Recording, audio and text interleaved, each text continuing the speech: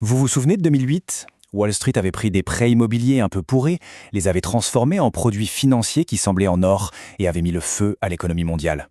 Eh bien aujourd'hui, un scénario étrangement familier est en train de se jouer. Sauf que cette fois, au cœur de la tempête, on ne trouve pas des maisons, mais la puissance de calcul de l'intelligence artificielle.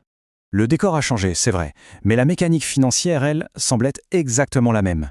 D'un côté, il y avait le rêve d'être propriétaire, financé par des crédits plus que fragiles. De l'autre, on a la promesse d'un avenir ultra intelligent, financé par des montagnes de dettes pour construire ce qu'on pourrait appeler les usines de l'IA.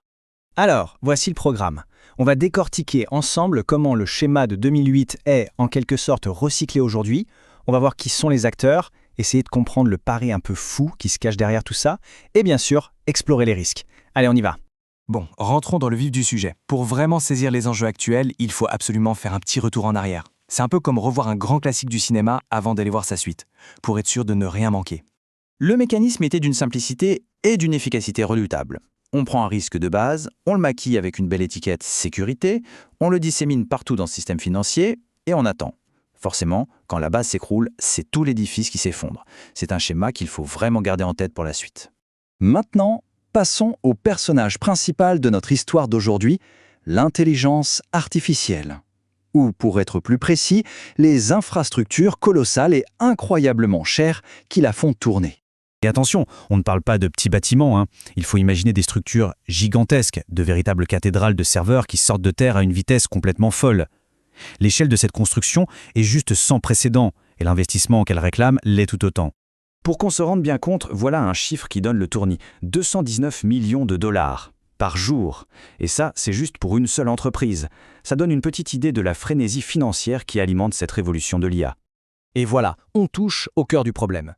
Ces projets sont financés par une dette absolument colossale avant même d'avoir la moindre preuve de leur rentabilité. Le pari est entièrement fait sur l'avenir, un avenir qui, par définition, n'est pas encore écrit. C'est un acte de foi. C'est précisément là que le fantôme de 2008 refait son apparition.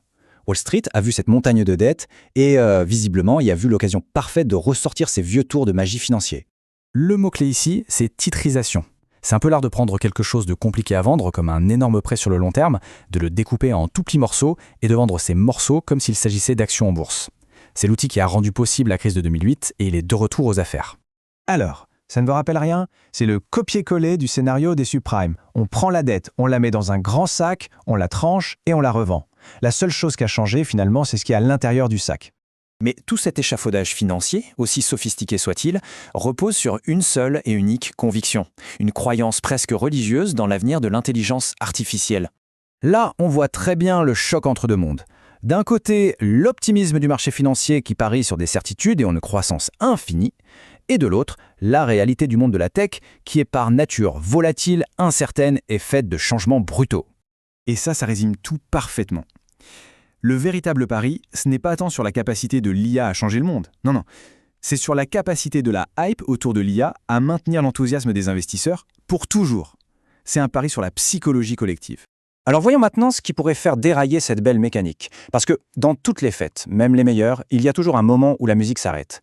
La vraie question, c'est qui ou quoi pourrait appuyer sur le bouton « Stop ». En fait, n'importe lequel de ces éléments pourrait suffire à faire douter le marché. Une simple crise économique, une nouvelle technologie qui rend ses centres obsolètes du jour au lendemain, des lois plus strictes. L'hypothèse d'une croissance infinie, on le voit bien, est en réalité très fragile. Et on en arrive à la question qui fâche. Si le pari est perdu, si le château de cartes s'écroule, qui va passer à la caisse?